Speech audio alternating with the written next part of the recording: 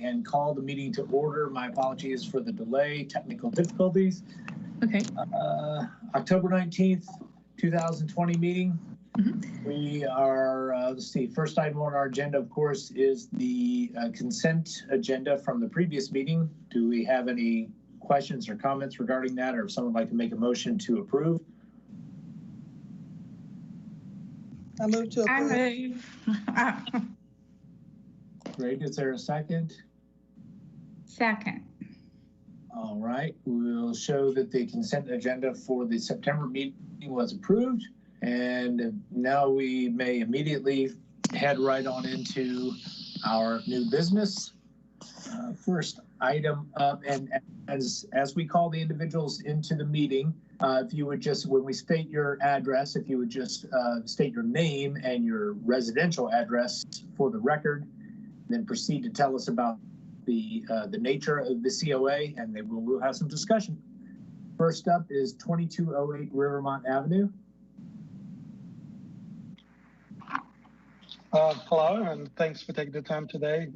This is Jenna Rose, and I live at 2208 Rivermont Avenue with my wife, Jo Shaughnessy. Thank you. It's great to have you here. Thank you. So if you want me to go ahead and give you a summary of what we were wanting here, there were three issues that we wanted to tackle. As you know, this is an old house, and we want to preserve its character. So we will continue to slowly make improvements. So we want to add a fence at our backyard. Our main motivation here is we have a dog and small kids, and we want to make sure there's a perimeter for them that they're not going to get out of and other things can come into. Well, one of our limitations is we're open to a lot of things, but the reason we picked the farm style fence is our dog can jump over, as an adult, can jump over 4 foot. So having a 4-foot fence is not going to really keep the dog in. And we do, from a style perspective, dislike a privacy fence. We don't want to put up a privacy fence in the perimeter. So we're open to suggestions and ideas that you think are possible. And our only limitations are that it has to be taller than 4 foot. And we don't want it to be a privacy fence. We have found this picture, which we believe is a good, and a good-looking fence to have in the backyard. There would be a net on it too, so that there wouldn't be any openings in there. So we would like to go ahead and build something like this. And I read in the requirements document that the color has to match the building, so we can paint it white. I don't think that's a problem if that's a requirement for you. Our house is a white stucco. We also want to put a railing where our porch is on the front. Now, when we bought the house, there was no railing, and the porch was in a really bad condition. So we spent most of our money fixing the porch to make it structurally sound. Mm-hmm. And we painted it in the same color that it was. We didn't change anything. And now it's time to put the railings there. So we would like to extend the railing that does exist. The pictures that I showed there are what we have in the house, which I assume to be original because it's hard to find this specific carving in there. And what we propose is to almost exactly copy the same thing and spread it around to the front of the side. Same thing, including this cutout as well. We will, the contractor we will work with is going to be able to do that. We already got a quote for this price-wise. So we feel it's affordable for us to do it, and we feel it will be continuing the character of the house. It's visible from the front of the street, so it's going to be very visible, and it has to fit with the historical structure. So that's what our plan is for the front. And on restoring the windows, this could be an administrative thing as far as I understand, with the only caveat that we won't be able to restore all our windows in a 2-year time frame, mainly because it's very expensive. Mm-hmm. One of our windows will cost $700 to build, and there are 33 windows in this house. So what we want to do, though, is go ahead and do as much as we can in the 2 years, and then after that, resubmit an application if we need to continue the work needs to be done. But we will not be able to get to more than 10 windows. As you know, these windows are very large. They have sashes, the old style, the rope. So the way it goes up and down, they will be taken out and professionally restored and work in the exact same way as they do now. So that will take some time. We understand we only have 2 years, and we will reapply about the windows at the end of these 2 years. So we would like to ask your permission and thoughts and opinions about the railings and the fence. Great. Thank you so much. That's very clear. Commissioners, anyone?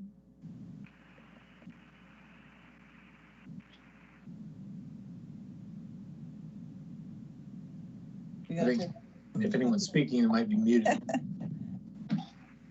I think I saw in the guidelines, it says that you can put a, where did it say? It's, I lost it now. Okay. Split a horizontal rail is not appropriate for front yards, but may be added in rear yards or non-visible side yards. So I kind of missed whether or not this has a side yard. Is this fence visible at all? If you pull up the map again, at the top of that page that is showing right now is a map. It is going to be visible on the right side as the cars come through Rivermont Avenue. They will be able to see the side of it. And there's a huge magnolia tree on the left side as you're looking at the page. So the magnolia tree, yes, it covers up most of the view, but that will also be visible. So it will be partially visible from the front. Are you on a corner lot or are there houses on either side? Yeah, There are houses on either side. So I would think you're probably okay on the sides and back, but not the front. So you'd have to put a different type of fence on the front. And I also believe that, what do you have, that halfway coming down the middle of the house? Yeah, so the gray area is walkways or street. So there's a sidewalk there and then a pathway that goes to the entrance.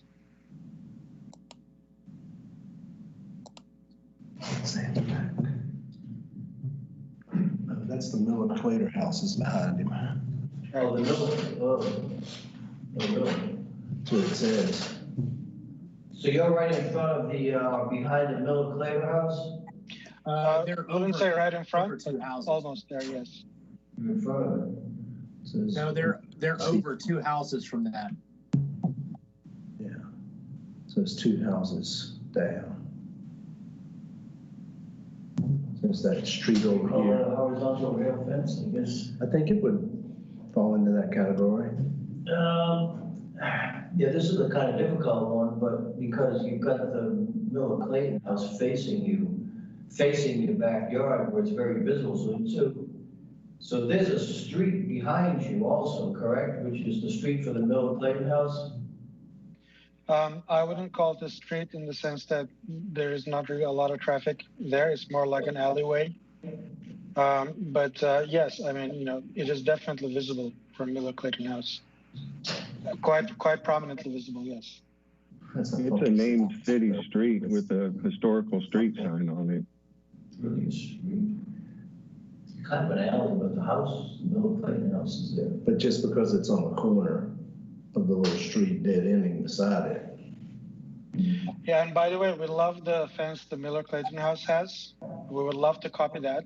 But like I said, our dog will be able to jump over that. What do they have? I don't even know what they have. They have a picket fence, about 4 foot tall.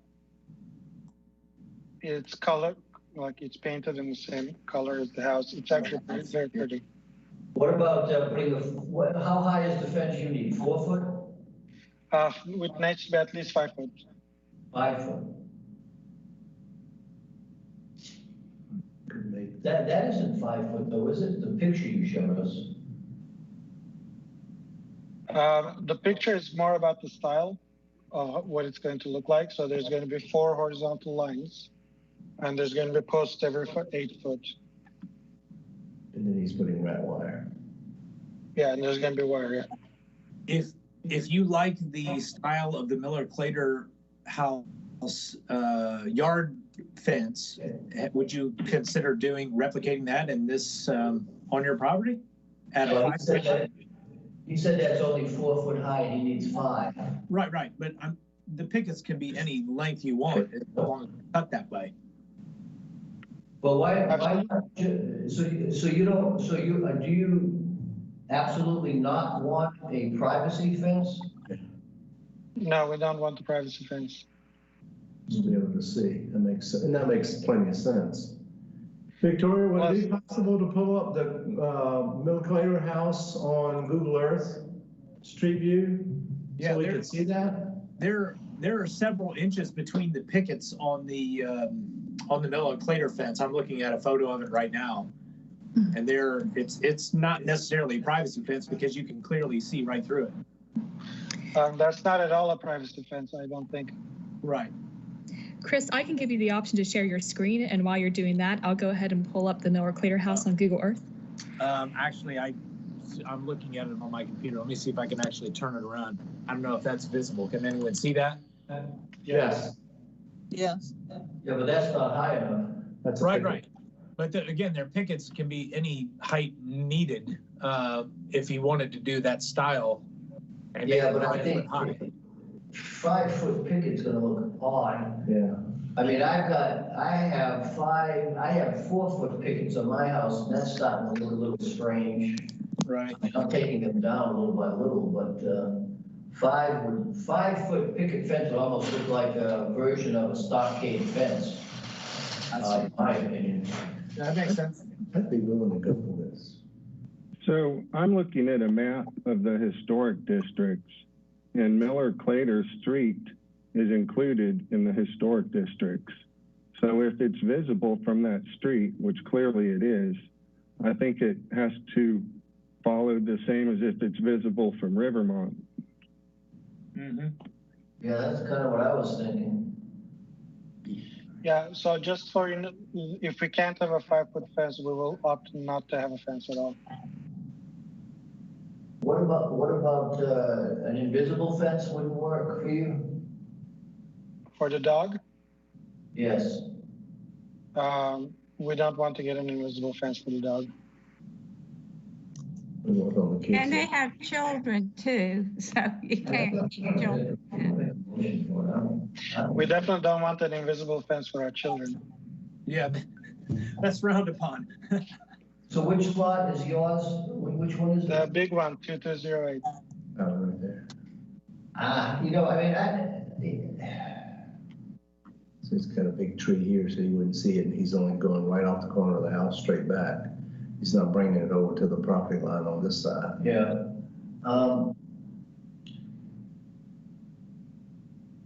I think if you, I don't object to it.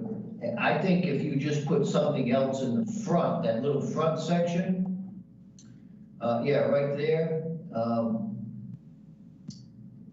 I don't really have an objection to that fence. I mean, it is a question of whether or not that's a road. I mean, it's visible. I don't know. Yeah, it will be visible. I can tell you that people would be able to see it, not clearly, but definitely visible. I mean, the tree covers most of it. I mean, I know you're making an effort to try to hide it there.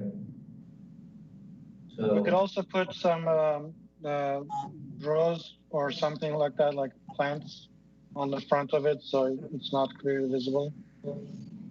yeah, if you could,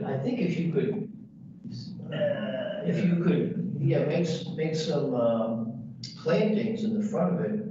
Yeah, but that's pushing it. I mean, do I remember it would be painted white? Was that said? Yeah, if you want to, we would paint it white, the same color as the exterior of our house. The house at 2300 Rivermont Avenue, just down the street from you, I know that they, for the other commissioners, I don't know if you're probably some of you are familiar with that area pretty well, but that house does have a fence that was built in the last few years that fronts Rivermont Avenue, faces Rivermont Avenue, and it actually has the lower 3 or 4 rails of that fence are horizontal rails, and it's not painted, it's just wood, and then it has some sort of crosshatch at the top of it. So, I mean, to say that there is some precedent there that another fence in the area is. Yeah, it comes all the way up. Has some similar characteristics. Of the house. It comes side yard, it comes out to I can show That you. house is kind of tricky because it doesn't sit on Rivermont. I'm not sure that it has to abide by historic district. I don't know for sure, but I know the house doesn't have a Rivermont address. It's Columbia, and Columbia is a historic street. I know the house you're talking about, and the fence is visible from Rivermont very clearly. The front of the house is at the back. There, if you can see Yeah. that. That's right. We walk there all the time, and you can definitely see that fence. So those lower 3, I mean, the top rail is horizontal, and then the 3 on the bottom are horizontal. it's a solid at the bottom of the Yeah, house. could you do something like that? Because we did approve that one. I need to talk with my wife, but I can't say right now, but it does look attractive to me. So the question is, again, would it be high enough? Because 4 foot or below, we have a lot of options. Yeah, I mean, normally, this would be okay, except for the fact of that street in the back, which is really, I know what you're saying, it's sort of an alleyway, but it's also a street, and therefore makes it, it's more used, it's used more than an alleyway. Well, I mean, there's a house in that alleyway which actually has a privacy fence at the back that is visible from the alleyway. So, I mean, if you're saying that if we had a 6-foot privacy fence, you would approve that? Well, we Like didn't, I this? don't think we approved that one, that might have been done a long time ago. Yeah, so But, I don't know, what do you think? Relatively distant privacy fence. Is that? Relatively distant privacy fence. Yeah, I would say, I mean, even the design that is proposed in this COA, I mean, I brought up the one at 2300 Rivermont just because I know that it had the horizontal rails, but I would actually prefer, just speaking for myself, I would prefer the design that he proposed even over that one at 2300, because the one at 2300 is much busier. It's got 2 different types of fencing that's in between the posts. Got horizontal rails and then this checkerboard crosshatch thing. So I think the design that he proposed is a little bit more minimalistic and would maybe lend itself to disappearing. Now, whether it's painted white or left wood is a different story, because obviously if it's painted white, it will stand out even more so, as opposed to leaving it wood would blend it in with its environment. we're open to either of these. Go for it. I'd move to approve as submitted with a natural finish. I'll second that. Okay, are we peeling this one apart into multiple sections? Makes sense, Chris. Okay. Are there any, we have a motion and a second regarding the fencing. Is there any further discussion or questions? Hearing none, we can call for a vote. All those in favor of allowing the fence part of the COA to pass? Aye. For a roll call, Yeah. Commissioner Aguiagua, Aye. Commissioner Horner, Aye. Commissioner Lipsy, Aye. Commissioner McSwain, Aye. Commissioner Morris, Aye. Commissioner Spencer Hester. Aye. Great. Yeah, we look good there. Let's see, we can move on then to the porch railings. This is straightforward, it seems like. Yeah. And just, we also want to say we're going to work, the person we're working with, David Mahler, has experience in doing stuff like this with old houses. and he's going to make sure that it stays true to its character. It's more expensive for us to copy this exactly, but we know that the requirements clearly state that railings are an important part of a historic house, and we also want to preserve the character of it as well. Are these just the pickets being replaced, or the top and bottom rails already there? No, nothing is there. So in the map that I showed you in the front part, there is nothing. There are no posts, no top, bottom, and none of the rails. I don't know why. I don't know if it was removed. When we bought the house, the front was covered in tall brush that we cut off because, it looked really bad. But we want to restore. We imagine this was there at some point, or if not, we imagine that, continuing the existing railing would be the ideal way.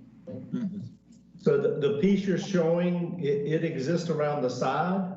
Yes, that's correct. It exists around the side. I'd move to approve as submitted to match the existing top and bottom rails and pickets. All right. Do we have a second? Second. Any discussion regarding this? Hearing none, we'll do a roll call vote. Commissioner Erguiagua. I think it might be Commissioner Horner. Yep. Aye. Commissioner Lipsy. Aye. Commissioner McSwain. Aye. Commissioner Morris. Aye. Commissioner Spencer Hester. Great. It looks like we are moving right along. And the next up is the windows, which is, I commend you on that as a tremendous task, but we'll do well by that house. So, And Chris, now that I have his confirmation that he understands the limits of the COA, that's something I'll go ahead and approve administratively. perfect. Great. I was just going to say, I didn't really know that we needed to proceed because of that situation. He's So, doing good. it. He's this guy. All right. I think that may be it then. Were there any other questions regarding this? No? I think we're all set then. Well, we certainly do appreciate your efforts and providing the proper information here, as well as the work that you're doing on the house. Yeah, I appreciate you taking the time today. Thank you so much. Absolutely. All right. Thank you. Have a great day. Thanks, you too. All right. We can jump forward now to 2058 Garfield Avenue.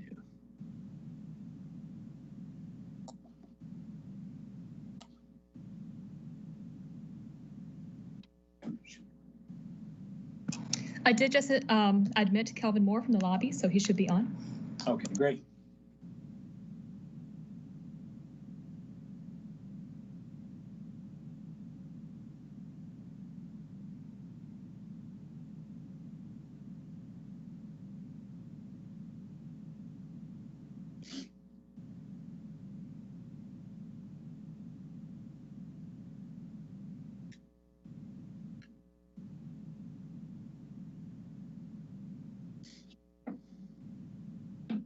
It does say he's in attendance, but I think he's muted. Ah, yes, he is muted. Mr. Moore, if you can hear us, hit that little microphone button on your screen there.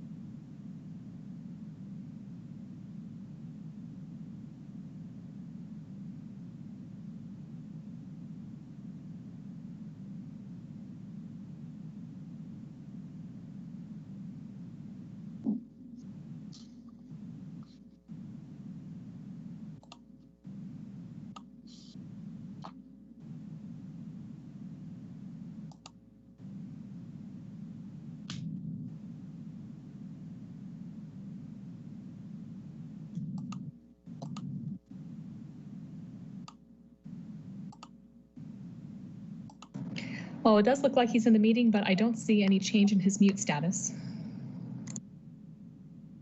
All right.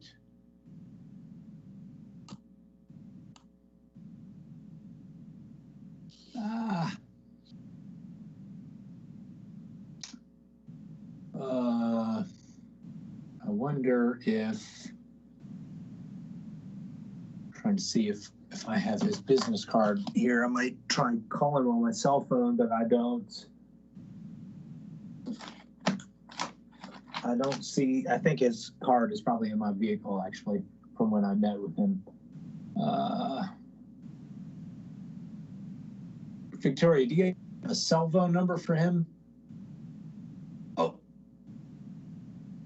Oh, maybe I have it. Let me try.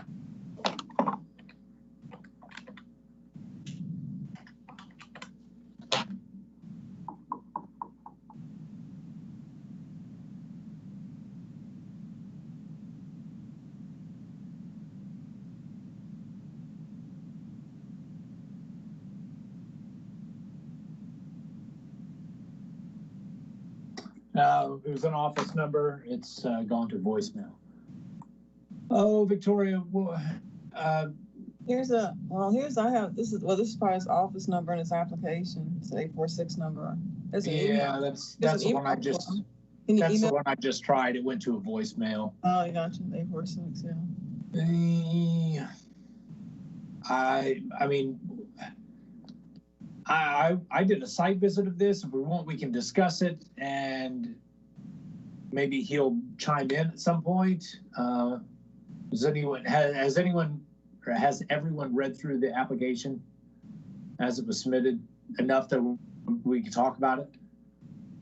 Yeah. Yes. Okay. Does anyone want to make a motion based on it, or are there questions to be had right from the get-go?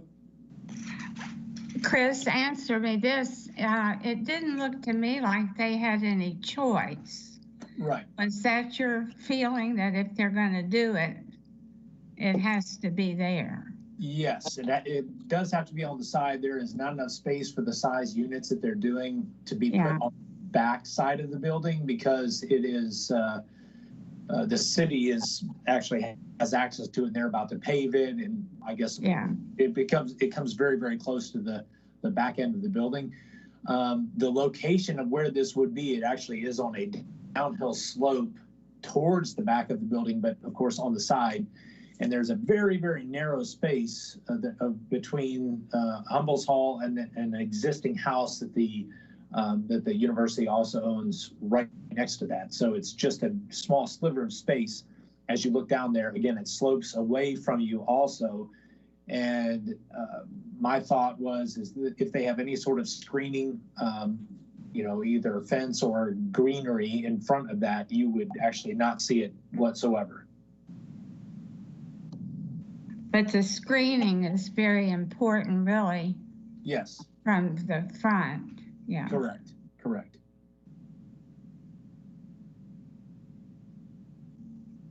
Well, I would move that it be approved with appropriate screening. Yes. Is there a second to that motion? I'll second that. Okay, and does anyone else have any questions or comments or even concerns regarding the work? Hearing none, we can call for a roll call vote then. Commissioner Irguiagua. Aye. Commissioner Horner. Aye. Commissioner Lipsy.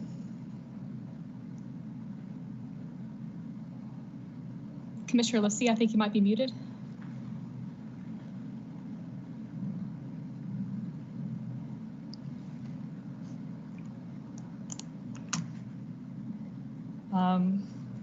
Commissioner McSwain. Aye. Commissioner Morris. Commissioner Spencer Hester. Aye. All right. Well, that is quorum. 1, 2, It looks like they fell off. 4. Oh, did they?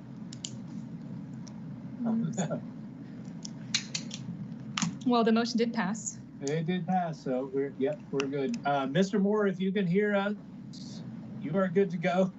Obviously, with keen interest in the specification of or the the demarcation that there will be appropriate screening in front of that lead unit, because that would actually cover both of them. So you are actually good to go. So we appreciate your time and your efforts on this, and best of luck with the work. Oh, he just sent me a text message. He said awesome, so he heard it. So you can hear us. Yeah. Great. Okay, then we can jump backwards then to the agenda. Now we're looking at 1344 Church Street. Hey, how's it going? Can you hear me okay? Yes, sir. Very good. Thank you. If you would just state your name and address for the record, and then let us know the details of your COA. I'm Robbie Campbell with All Phase Roofing and Construction, and the address is 1324 Church Street. Excellent. And it looks like they're replacing slate portions. Yes, sir. And, okay. Any other details that you can provide would be great. Well, we're trying to switch it, excuse me, over to metal and rubber just due to the current situation of everything. Mm-hmm. And just trying to keep the property in a little bit better,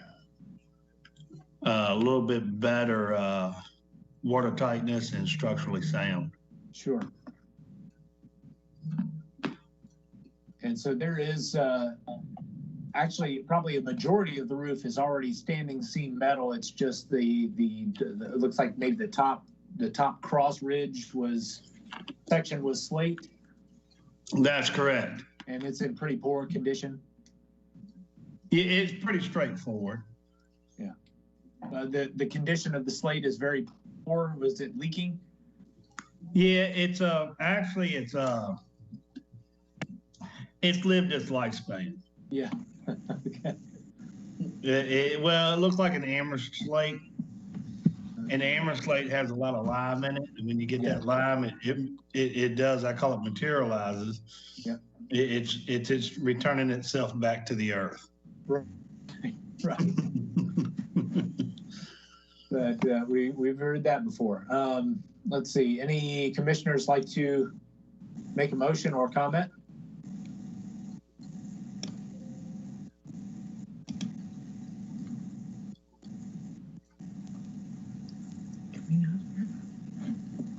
Have we lost the architects? The two? I think we're back. Oh, yeah, you're back. All right. Okay. Is that Rick Morris? We had to shut the entire computer and reboot the entire system. Sorry. Holy cow. All right. Well, no, that's no apologies. It's technology for us. So we're actually on 1324 Church Street. It's regarding the replacement of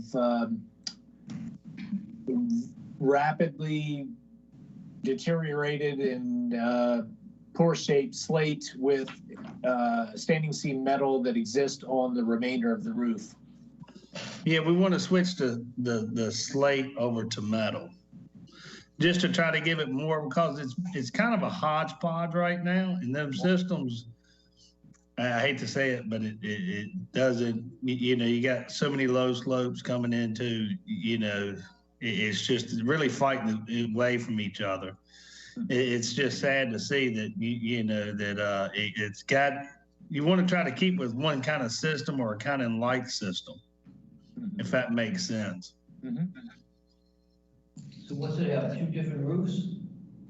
Yes, it has several different roofs on it right now. Looks like it has metal on the low. Slate and metal, are those the 2 types of roofs?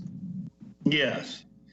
Now the old metal roofs are actually too low a slope to go back. Technically, it wasn't even if you read the prints for even that kind of metal, it says you're not supposed to take it to that low of a slope.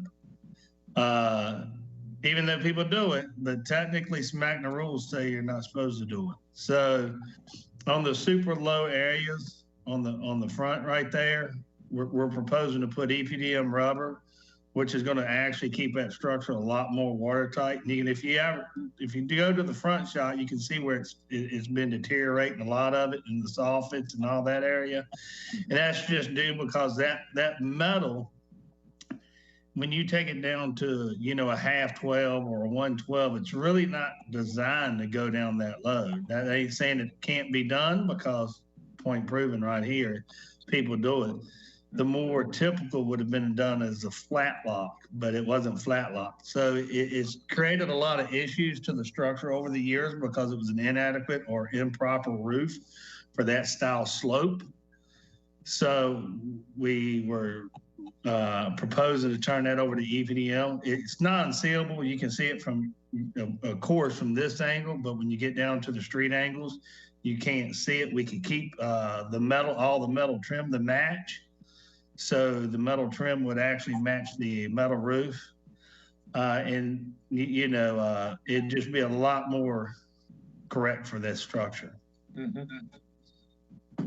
And Commissioner Livesey and Commissioner Morris, I don't know if you heard the section where he talked about the slate. It's Amherst slate that has begun to materialize. So it's actually degrading in its current state on the roof. Hey, Rick, this is Robbie Campbell. Who? Robbie Campbell. I talked to you earlier today.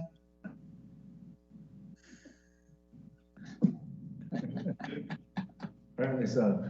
So you're saying slate is on the gable, the main front to back gable, and the little side gable that's in red? Yeah, just in the red, that's where the slate is. And the only place you can really see the slate is actually from the parking lot side. Where, is this the house right across from the Y? It's a little up the street, right where the road splits at, where you can go backwards at Church Street. Yeah. Right where that whole intersection is. This is the massage parlor right there. Massage parlor. Know about that one. So what is this rubber product you're speaking about? So we missed the beginning of this whole conversation, but I assume what you're asking for is to replace the slate with the metal, because it's Amherst slate and it's all kind of, I guess, has its lifespan is pretty much shot. Yes, sir. Yeah, Amherst slate doesn't typically, if you had a nice Buckingham slate, it would have lasted, we could have got a few more years out of it. But it's been patched and repaired so many times. And you could actually even see from this satellite, all these them little silver dots is where, the slates come out. It's just to turn the brittle and it's fell out. So just about every one of them little shiny spots you see in the picture, that's actually missing slate. So it just materializes. So if we look at the slate, a lot of the areas through here, some of the houses actually had Amherst slate on it, which Amherst has a lot of lime in their slate. So when it does, it actually flakes out and materializes back out. And like I said before, it's returning back to the earth. Mr. Campbell, is the structure of the house under the slate, is it lighter weight because of the Amherst slate? And would you think it would be capable of holding up a new Buckingham? It's questionable. I mean, because they have had, extensive leaks, especially in the low slope areas. And just due to the price of the Buckingham slate, I know a lot of this is not price driven, but just Buckingham slate is the best in the world, and they consider themselves that way. They know they're that way, and you pay for it because it's that way. Even if we decided to go back, even if for some reason y'all would want to go back with slate, it's probably 99% chance it wouldn't go Buckingham. So, how visible is this roof from? The only spot you can really see is actually on the parking lot side if you're in the parking lot. So, you see it coming down the street or up the street? You would have, the only way you would see the roof is if you were coming backwards down Church Street. Well, the guidelines are pretty clear though about slate, and they say that it should be replaced with new slate. And Well, I would like to bring up, we had the same argument for 1414 Church Street. And if y'all had addendum that it did have a slate roof and y'all allowed it for J. Ortrine. And the metal was a common roof in the late 1800s. So it is a like in kind nature. And we just 2 houses up actually had been approved to actually install metal instead of slate there. Well, it typically brings down to what's actually going to be better for the structure. You know, the structure's flexing pretty hard because it does have significant amount of weight. And, you know, with its kind of improper techniques as far as the low slope metal roofs has caused a little bit of deterioration to the lumber or a little less weakening to it. So that's the reason why I would say let's take, and you can't have, we're saying like nature, or, you know, the majority of the property is already metal. So there's no rhyme or reason trying to actually take structures and put 3 different roofs on it, or 2 different roofs on it. You know, if you look at it right now, the majority of the property is metal. So we've actually done this several times in the Historical Society due to this, due to it being a hodgepodge of different roofs that was never intended for it to be that way. Does that make sense? It was economically driven the whole time. That's the reason why it has the hodgepodge. And it's just at this state, you want to go with more of one like in nature, or what's best going to suit the structure to keep it in its longevity. And right now, trying to go back and put, you know, slate that weighs a significantly amount more than metal, I think we'd be risking it. What year is the house? 18, I just looked at it, 1878. 1878. Well, because of the fact, is this a rental or do you live there? Who, me? Is it a rental property? I'm with All Phase Roofing and Construction. I'm the roofer. I know who you are. Yeah, it's a business. It's a business. What did you say about a rubber material somewhere? Or did I just dream that up? On top of the porch. Well, no, it's going to be on the low slope sections on the left and right of the up top, just because it is such a low slope area. Oh, on top, okay. That part is not visible at all from the road. I'm sorry? I said those parts are not visible at all from the road. No. And they're so low slope. Go ahead. So Sandra and I think are asking the same question. What is the product that you're speaking about? Which one? The rubber product you're talking about putting on the lower roof. On the lower slopes? It's it's an EPDM product that's made for low slope roofing. It's a rubber product. It looks like yes, it's rubber. Yes, ma'am. It looks like a metal? No, it looks like rubber. Oh, it's just is it a rollout type of thing? Yes, ma'am. Oh, yes, okay. Ma'am. We typically do it on, and we've done it on a lot of historical homes because, you know, the actual metal that was used there is Follansbee. Follansbee is no longer in business. So the metal was actually called turn, and we could tin it, solder it, and all that. It is typically, you're not supposed to do that to galvanized because it puts off a deadly gas. So that's the reason why. Then our only alternative is copper. Well, everybody, I tell you, we would all agree, we would all love copper because that would significantly wealthy me. But the part of it is it's really uneconomical for the structure to go that way. So when we get into these low slopes, that's why we install EPDM rubber, and then what we do is we actually detail it out in the same color metal, so nobody's none the wiser that it's been done, and we're actually best suiting the watertight the property. It's going to stay that it's in code at that point, if that kind of makes sense. Thank you. Robbie, Yes, sir. you might have said this, but like I said, we missed a lot of this conversation because we got locked out. What is the metal roof going to be, what's the height of the leg, all that stuff? Is it gonna be ribbed, or what is all that gonna be? Or is it gonna be like my carriage house? It's going to be like your carriage house. It's going to be a 1-inch snap lock with an elf in. It'll actually be run out of the same machine, so it'll be identical to yours. So then we'll argue the word of do y'all want extrusions or non-extrusions? But I think somebody didn't want them, and we learned about oil canning. But for the most part, that we usually use non-extrusion and just understand that it will have oil canning. And I think really with just getting this roof to breathe a little bit and get its weight off and get it more properly covered would be, a greater asset to it.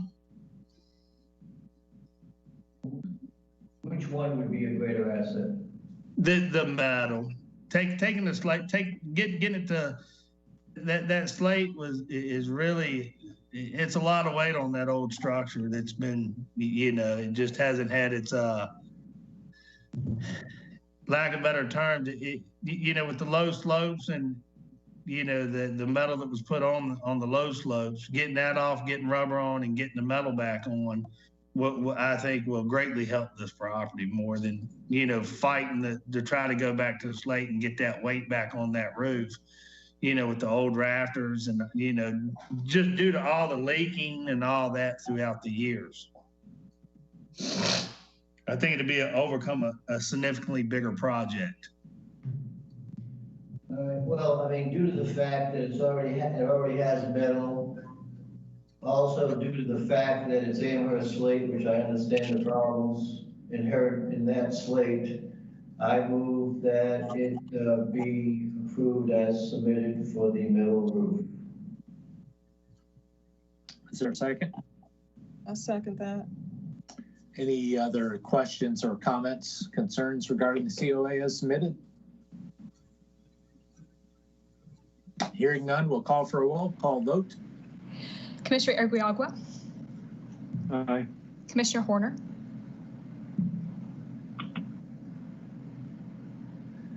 Commissioner Horner. Aye. Commissioner Lifsey. Aye. Commissioner McSwain. Aye. Commissioner Morris. Aye. Commissioner Spencer Hester. Aye. All right. Well, thank you very much, sir. We appreciate your very detailed information and your time with us today. Thank you. All right, Robbie, thank you so much. Have a great day. So we can move on with the metal, correct? Yes, sir. All righty. Well, we appreciate it and thank y'all. All right, thank you. Bye. Next up, 1000 Court Street.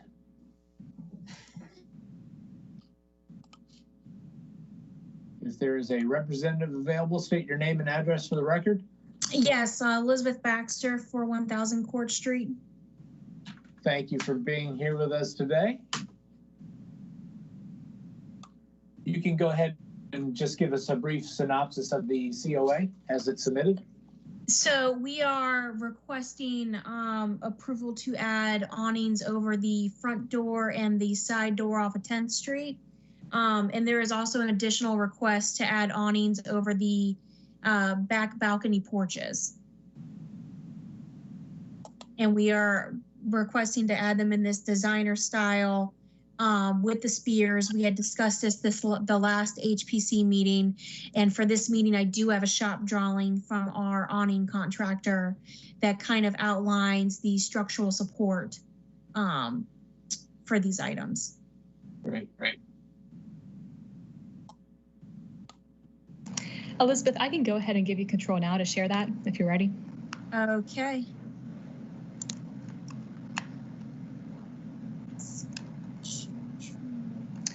where there is a, oh, there you go. Yep, can you see it? This is my first time doing the whole screen share, so bear with me. Looks great. Yeah, so that's the front picture, the sketch, the rendering for the front door. As you can see, we're not gonna have anything cover any of the front facades. So you can see the decorative woodwork and the stained glass. And the main reason to add these awnings is, one, for additional weather protections for all the existing woodwork, and also to allow the tenants to have some protection from the weather. And I'm just gonna scroll down and you'll see this is the first part of our shop drawing. The awnings will be aluminum painted black over with a canvas material, and the color selection is parchment. And we have the projection 6 feet out. We kind of made some minor adjustments to the overall width and then the drop. But like I said, we're being very mindful to make sure that nothing is covering any of the front facade. And then here is kind of to answer the structural and how it would handle the snow load and the wind and all that from the last meeting. So he worked up a drawing that shows you and outlines the spacing of the aluminum. The only thing that he did not include was the attachments, but everything's going to be mounted to brick with standard, bolts with epoxy as needed. Elizabeth, did you say this is black?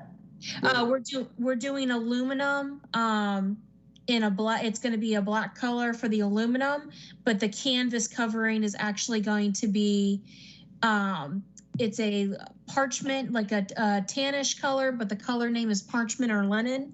Okay. So, and as you can see here, this is the one for the front door and the spacing, so that way you guys can kind of see how it's laid out. And then as I scroll down, the 10th Street door is a smaller awning.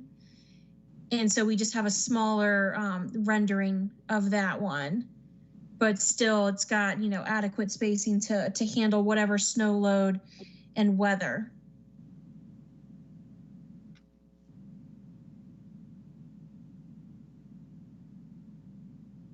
Great. Pretty And then, I'm sorry. Pretty straightforward. And then the other request is we are requesting, so we have these back 4 balconies.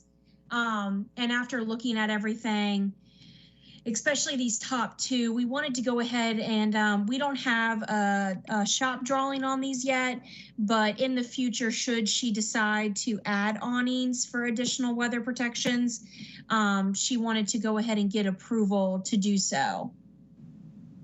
And they would be in the same structural type manner that we're doing on the front entrance and the 10th Street entrance, in the same color palette. And that would be what, say again, over the balconies or the back entry doors? It would just be over these 4 balconies that you see here in this picture. Mm-hmm. So over especially on the top, because we're replacing these doors. So an additional, like I said, for additional weather protection for our residents. Yes, drop. We don't see the image that you're saying over these doors. All right, hold on one second. Sorry about that. Let me Yeah, I think you see the drop. You're right. Let's see. Here we go. Here it is. Do you see this now? Yeah, there it is. Yes. There we go. That's in the rear. Mm-hmm. So my concern is on the, it looks like the structure was a 1/2 foot thick. It looked like I said 0.5 feet. Can you go back to your shop drawing? Yes. Let's see. Okay. The other So one. the first one for the front door? Yeah. That one. So it looks like the structure, if you look way back in the left-hand corner there, the back left, it says 0.5 feet. So I assume that's the height of the structure. 6 inches, yeah. Correct? Yeah, we have 6 inches, yeah. 6 inches. Yeah, you can see the little 6 inches. Yeah, I think those ribs are 6 inches high. Yeah, all right. So my question is, where the canvas drops on the side and the front, is that also only 6 inches? So the canvas is going to be covering, as you can see here on this, the canvas will be covering the frame itself. The frame, this frame will not be exposed. Frame. So I'm wondering if the sides and the front would drop down more, you wouldn't see as much as the frame. I don't really say. I guess what Rick is asking, Elizabeth, is the drop on the canvas just 6 inches from the top to the bottom, or is it a little longer such that it would go down over the aluminum frame more? Well, our game plan was we're going to have it wrapped so you can't see the sides of the frame. Yeah, I'm more worried about the underside, the structure itself, because from the street, that's way high. That's pretty high up from the street. So as you're walking by or driving by, I think you're going to see the underside of that canvas. So you'll be seeing all that structure, which, you know, the more plain that it is, and the less structure you see, I think the better. Okay.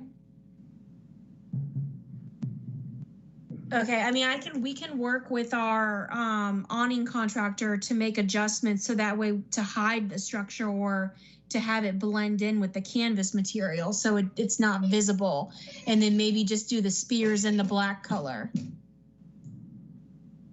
So working to get the structure underneath the parchment color? I mean, we can figure out a way to have it hidden if that's what you guys are asking, so that way it's not visible. We're not looking at necessarily to have it hidden. What I'm looking at is so it visually won't be seen as much. In other words, if you drop the canvas in the front and the sides, you'd see less of the underside. It would hide it more. Well, as you can see, we do have a total of a 3-foot drop. We're projecting out 6 feet on the front awning, and we have over a 3-foot drop with the pitch. So I don't think that it will be seen from what we've worked out for the pitch. It's going to go back to the picture. Could you go back to the picture of showing that on the house? Because that almost looks flat on the house. Yeah, that was just a rough rendering that we did for our DHR submission. But for this, the pitch is going to be, like I said, it's over a 3-foot drop. So that means the back of it is going to have to be tucked up under the sill of the window above, or else it's going to, if it's mounted, go back up to the elevation. So if the back edge of it is there, then the front lip is going to be down about the bottom of the transom over the door to get 3 foot of slope. Either that or the front's going to be a lot lower than it's showing. Yeah, I agree with you. If it's a 3-foot drop, you're probably not going to see that underside and that metal frame. So that makes that point moot. But I think this elevation we need to find out where the back edge and the front edge with a 3-foot drop, this is actually fitting now. I'm a little more anxious that it's, you noted earlier that it wasn't going to be covering up the pretty woodwork and the transom, but if that back edge holds where it is and the front edge goes down 3 feet, you're going to be pretty low.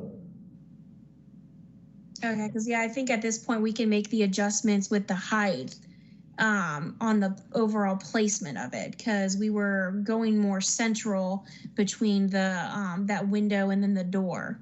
Yeah.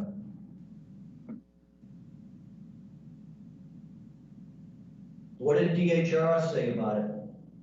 I think we're still going through their review. I would assume so. Because we had submitted that last month, so we should have a response on it soon.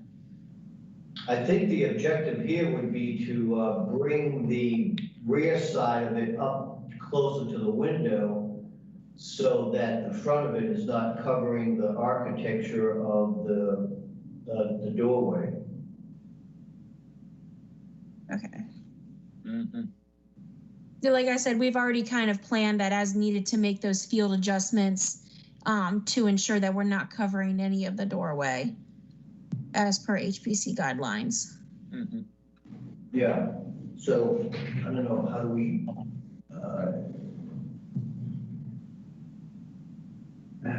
so.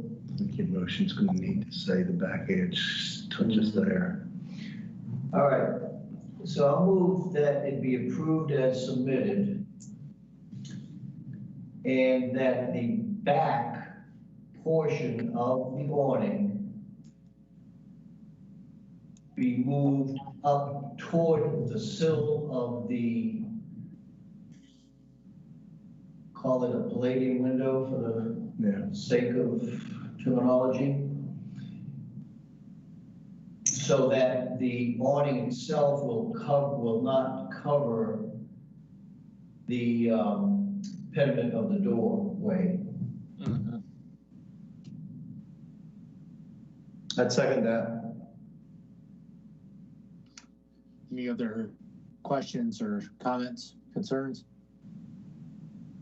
I have a question on the other doors. Are they all the same size, the 3 foot?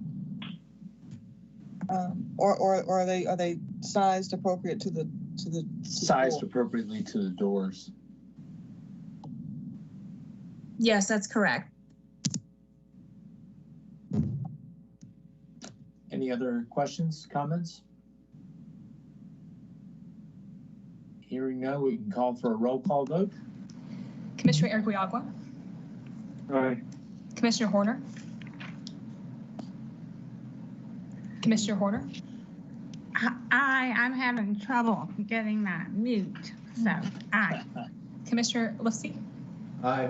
Commissioner McSwain, Aye. Commissioner Morris, Aye. Commissioner Spencer Hester. Aye. Great. Well, thank you so much for your time today. Oh, great. Thank you. I think that covers that COA. So you're ready to proceed with that. Hopefully it all goes well with the was it the state or the federal that you're going through with it as well? Yeah, like I said, we had submitted last month on it, so we should have our decision from them within a day or two. Okay, outstanding. All right. Well, thank you again. We appreciate it. Thank you. All right, take care. Next up, we have 2144 Rivermont Avenue. This COA is regarding fencing submission. Let's see. Is Mr. So the applicant did not respond to the invitation, and he was not in the lobby. It does not look like he's attending. Okay. All right. So this is petition to define install a commercial grade black aluminum fence around the property, 6 foot tall, at the back of the property next to the park, 4 foot on all sides, or on the 2 sides and along the front sidewalk. This is one of the postponed items from your last meeting. Yeah. You had requested certain materials for him for both submissions, and we can review that again with the second one.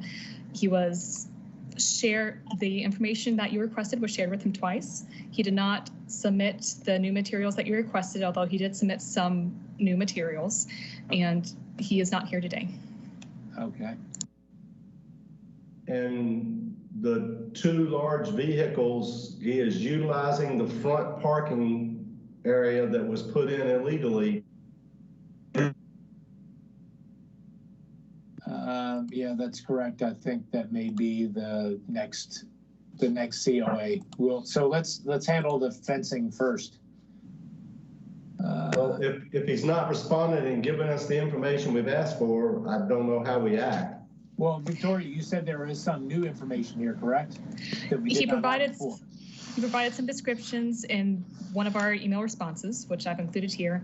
And as far as Emmett's question as what you can do, as a commission, since he did not reply what you requested, and if you do not feel like there is information, then you may deny the petition. Well, I think didn't we request some sort of site plan showing where the fence is in relation to the house and the property and all that, and it's still the same. That little sketch you just showed up there, it looks like the same thing he submitted the last time. Yeah, that thing. I mean, where's the house? Yeah, that's from. Right, along the sidewalk 1st. also. We didn't know if the fence was to sit by the sidewalk or at the top of the berm. Exactly. So, I mean, I don't think we can Act on this. Yeah, I don't think we can act on this at all. Okay. I move that the application be denied. Denied is submitted. We have a motion. Is there a second? Second. Is there any questions or comments regarding the motion? And this is just the fence portion, right? Just the fence portion. Yes. My only comment or thought is when we send him the denial, we need to make sure we detail why, that he didn't provide answers to questions and didn't attend. So That we will were be explained unable to him. to. Yeah, Sure. I agree. Yeah. And that would be noted, right, Victoria? That will be yes. Okay. All right, great. And Victoria, can you also tell him that, you know, we had to deny it if we didn't have the information we requested? Mm-hmm. Okay. I will let the petitioner know. All right. Okay. I have a All right, question. thank you. Also, We'll do a roll call vote on that motion then. Commissioner Erguiagua, Aye. Commissioner Horner, Aye. Commissioner Lipsy, Aye. Commissioner McSwain, Aye. Commissioner Morris, Aye. Commissioner Spencer Hester. aye. Okay, then you take a look at the next one, which is the same property is now regarding the driveway. The driveway, the parking area. And he is petitioning to remove the pavement from the front yard that was done after the fact. But that's it. It's just removing that section, but there was no follow-up with regard to what I guess Commissioner Erquiaga and I spent time with him to discuss what plan he could come up with, and I don't see that that's been submitted. Chris, did you understand that he knew he was supposed to submit a plan? I got very confused. He made it sound almost like you and Commissioner Erquiaga had approved what he was doing. No, we basically made some recommendations as to what would be feasible for us to review. Yeah. Unlike what is currently in that space. So we made some recommendations of what other properties had done that had been approved. And he said, great, I can work with that. And still, unfortunately, we're just looking at the same information here. Right, but we made it he clear does say that, I mean, in this, it says removing the parking area. But I don't know. I mean, I don't really know. This is just kind of. So we made it clear when we were there that what we were discussing was only our position or our thoughts, and we couldn't speak for everyone. Exactly. But I think what's unknown is how much of this, I'll call it turnaround lane or turnaround patch, how much of that is he intending to leave? It's a very wide driveway at the back, and there's also, I'll call it a lane of asphalt that goes behind the house. So in my opinion, this turnaround spot up front wouldn't need to be very large. Correct. It's not like the other one that we reviewed and approved a few months back that was a single lane. This is 4 or 5 cars wide. I move the application be denied.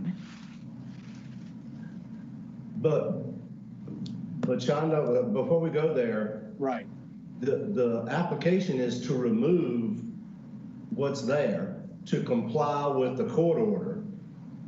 So if you deny it, then it gets another 30 days of application, and it's just going to continue to be used, and it's just a stonewall situation. I would like to ask you to withdraw your motion. And it's to clarify, that would not be the case for this, and the city does have procedures in place to deal with this legally.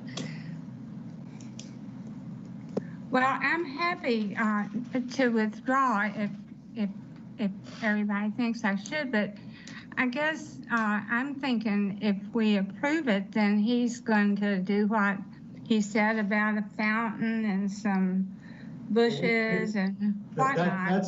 We just want to word it differently, Shonda. That's a separate issue as fountain and stuff. But Right. would you be willing to withdraw your motion? Yeah, I withdraw it. Yeah. Okay. Do we need to do anything else on that, Victoria? It does need a vote still, and as with the last one, you have the option as with the last one. Removing her. So we have to vote on her to withdraw it? I misinterpreted. I believe that Shanda withdrawing it, since there wasn't a second, she may just state so, and she did so. Okay. May I make a motion, please? Yes, go ahead, sir. I move to approve the removal of the pavement, addressing, removing in entirety the parking area in front and leaving only 15 feet from the edge of the existing driveway in for the turnaround. And all other elements of the parking lot are to be removed. I second. Hearing a motion and a second, we'll ask for any further questions, comments, concerns, clarification. It seems more than reasonable to me. I agree. 15 foot is a standard, that's a parking space, so you can easily back from back. I'm like you, Mike. I think there's enough room in the back to turn around anyway, but we have approved small turnarounds so that cars can go nose out when they cross the sidewalk and enter Rivermont, and I think that's viable. But 15 feet is inadequate to get pretty much any vehicle, the tires, to make that happen. Yes. Agree. Any other questions, comments? Hearing none. Oh, go ahead. So does he have to come back then with what he's going to do in the front, or if he puts grass there, or what? Well, he will need to comply with the COA. If he doesn't, then it is still a zoning violation. But as far as what he puts there, he could put grass because that's what existed. Yeah. If he wants to put ornamental items, that would have to be going through the COA process.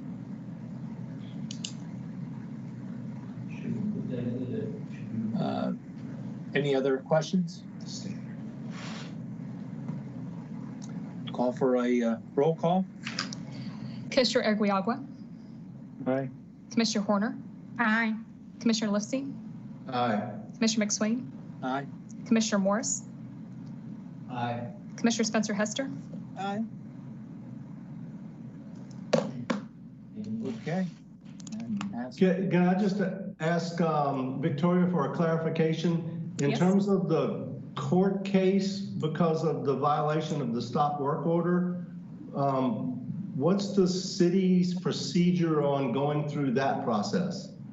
We'll explain what happened as it happened. We'll explain what you have approved, and I'll have to consult my notes for any further details. Okay.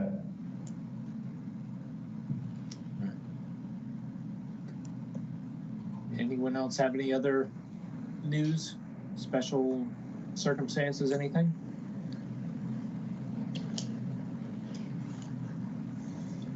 Oh, Mike, I see you're talking, but you're muted.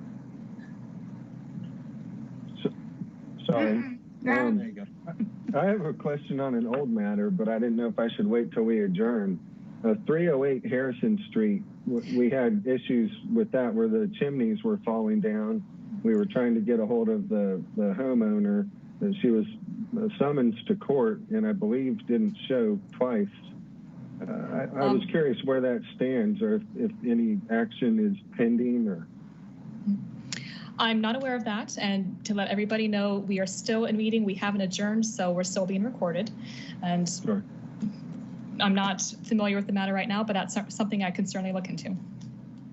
If you like, I can send you an email so you don't have to remember. Okay, thank you. Sure. All right, well, unless anyone has anything else, we can call the meeting adjourned.